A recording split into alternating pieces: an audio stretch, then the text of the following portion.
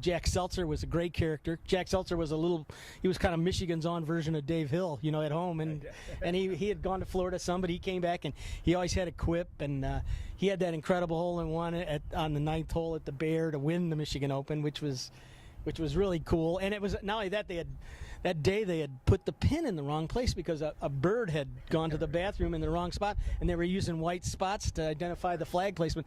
And the greenskeeper put it where the bird stuff was, and so that they went out and changed it really fast because they said, "Oh, wait a minute, that's not in the right place.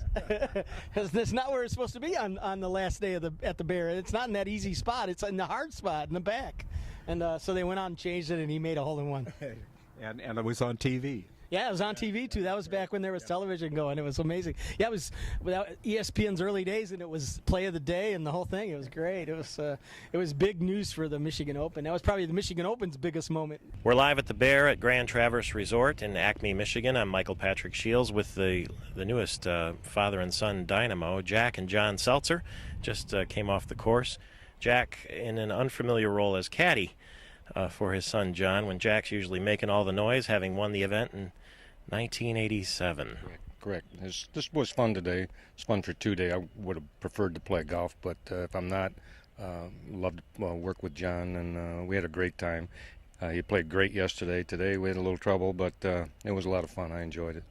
Before we go to John, let's talk back in 1987 when you did play 4 most excellent rounds. What were the circumstances about that day, and what do you remember most? Well, what I remember most was I'd had the lead the year before every day until the last hole where Tim Matthews hit it close and won by a shot. And then the following year I led every round again. And I came into the 9th hole. I had just bogeyed 8, came into the 9th hole and ended up tied with Mark McNiff. And I made ace on 9 and then shot 32 on the back to win by 6. So that was an awful lot of fun, especially making the hole-in-one on the last day. Talk about a momentum. Jack came from Flint, which had the great junior program there. A lot of top players out on tour, and have a number of them that are in the Michigan Golf Hall of Fame now, including Larry Mancour, who's now up in the practically the upper peninsula, the top of the mitten, and Elaine Crosby. Who else we got up from? Oh, let's see. The Jackson area has all those, and then the Flint area has the Seltzers and Jeff Roth, and there's it goes on and Larry Mancour obviously, and we've had these little sections, and John Lindholm, and they've all played in the Michigan Open. They just all haven't won it.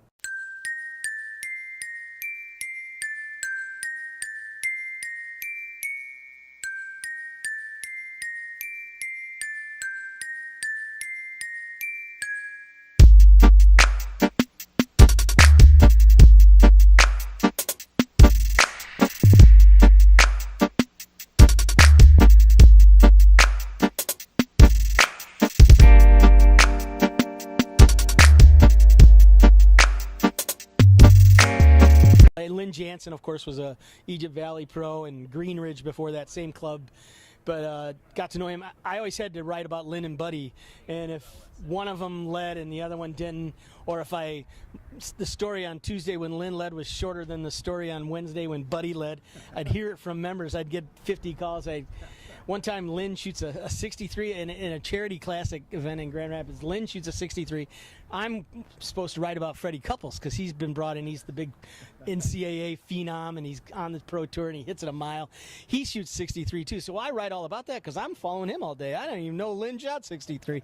Oh, I went to play Egypt Valley. It was Green Ridge then. I went to play Green Ridge on Sunday with my father-in-law. Oh man, I had to leave. Those ladies weren't going to leave me alone. They came out of the clubhouse charging. It was not good, but Lynn has been a great friend. He's still working in the business, owns a golf course in Hastings. Tremendous player, maybe the best 100-yard player, from 100 yards, and he was incredible. Great putter, great chipper, and really, really great wedge game. And he still can teach that, and he is. And we always joked if Buddy hit the driver incredibly well and long irons really well. If we could put Buddy and Lynn together, they would have won everything. But they were competitors, but they were really friends. People thought, oh, they can't get along. They got along great, and and two different personalities, but great guys.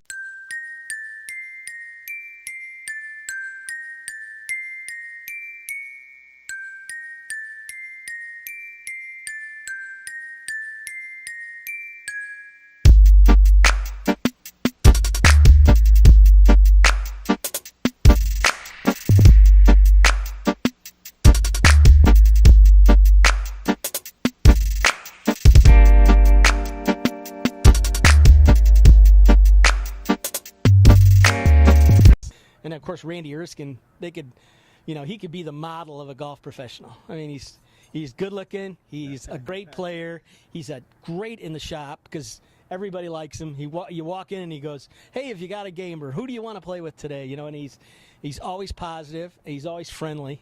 And then if you play with him in a pro-am, I played with him in a pro-am during the senior tour days in Grand Rapids, and he's the best pro-am partner I ever had over the legends. I've played with, Trevino and on, Lee Jansen and Rocco Mediate, and Randy Erskine's the best one ever.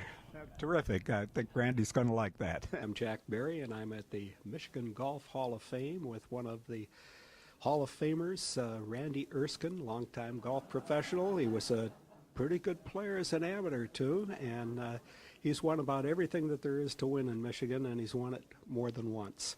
Well, you've played so well here in Michigan, winning the Michigan Open, winning the PGA Championship. What was some of those years like? I remember you were one of the first years up on the Bear that you won up there. That was probably my most exciting win. I'd won the Michigan Open previously on the resort course, and then they opened the Bear. And I never broke 82 in my 2 practice rounds, and I was scared to death. I said, I'm going to miss the cut. I'd never missed a cut in Michigan at that point in any tournament.